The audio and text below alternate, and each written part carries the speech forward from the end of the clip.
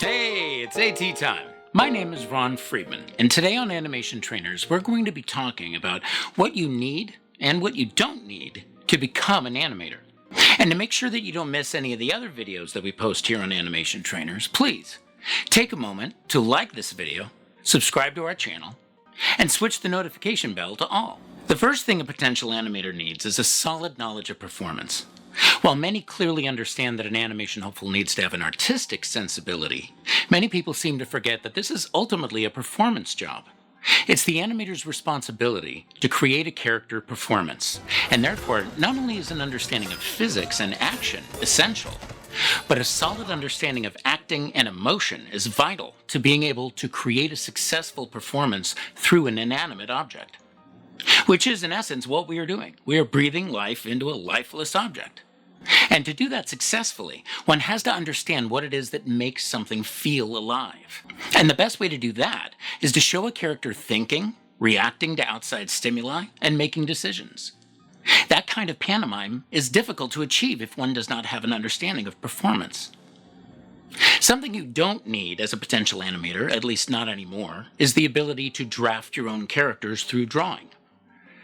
When I started in animation in 1992, Pixar was still 3 years away from releasing Toy Story, and so CG was limited to shorts and was not the bread and butter job that being an animator entailed.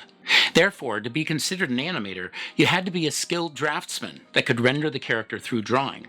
That was actually a bit of a struggle for me, but while I may not have been as talented a draftsman as many of my colleagues, I thankfully could draw well enough to do most of my work. However, there was one time earlier in my career when I worked on a PC CD-ROM game for Disney's Tarzan that I ended up having to be taken off of and put onto something else. And it was because I was not good enough at life drawing and anatomy to be able to render the character of Tarzan successfully. So when CG became a prevalent medium for animation, I jumped in wholeheartedly. CG was removing the weakest link in my chain, and I would no longer be responsible for rendering the character myself. Another thing a potential animator needs is the passion to overcome obstacles. Because animation is a fun job, there's a lot of competition, and that in and of itself can be stressful.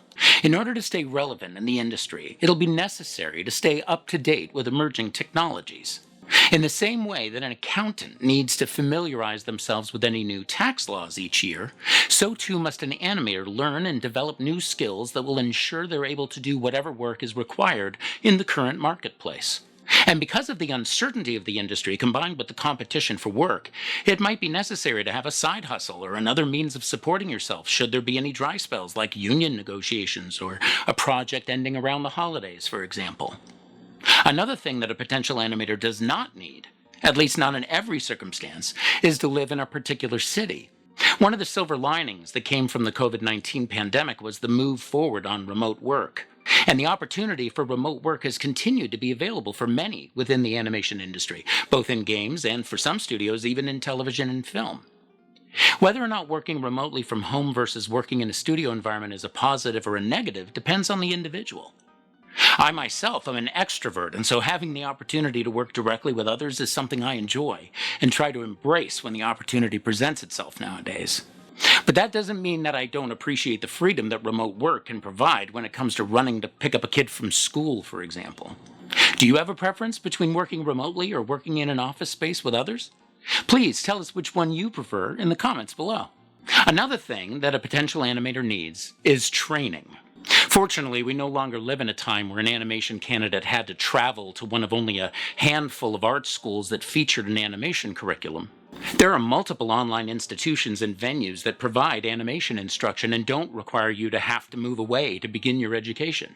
A potential animator has choices between a traditional animation school, whether that be in person or online, or to teach themselves using materials and tutorials available to them. However, this can be limiting because you're only learning to do what they show you, and there's no back and forth with that kind of training.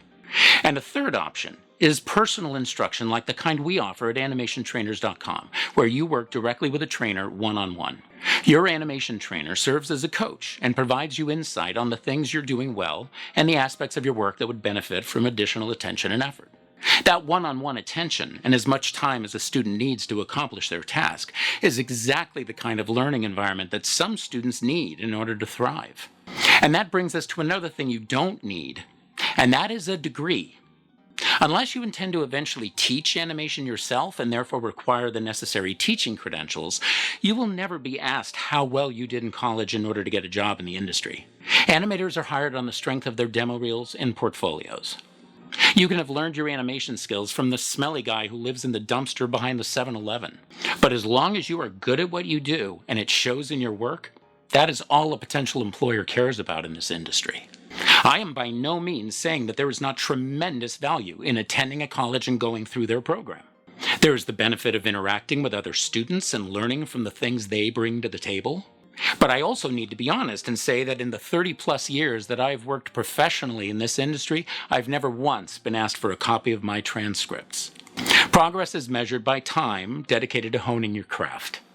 College students make considerable progress within the period of time they are in school due to dedicating a significant number of hours a week to learning new and improving existing skills. But if a student dedicated the same number of hours on their own or through personal instruction, and stayed active in online communities that support up-and-coming animators, then they might be able to forego the considerable expense of a traditional college education. I would not have been able to afford to go to college even if I had been a good enough draftsman to get into the program. I was very lucky to have been able to create an internship opportunity for myself with a small studio in North Hollywood at the time called the Hollywood Cartoon Company.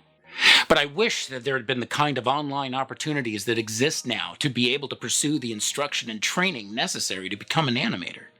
And that is why we started Animation Trainers, to create a place where artists who cannot afford a traditional animation training program can still receive personal, professional instruction at their own pace and at an affordable cost.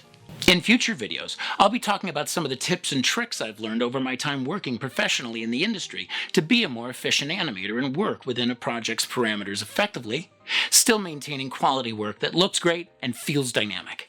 And to make sure that you don't miss that video or any of the other videos that we post here on Animation Trainers, then don't forget to like, subscribe, and switch that bell. And would you like to have a private session with me where we can discuss how to improve your animation skills working with me one-on-one? Then please visit our website at animationtrainers.com and schedule a session with me. My name is Ron Friedman, and I hope that we will see you for our next video here at Animation Trainers. In the meantime, keep it moving.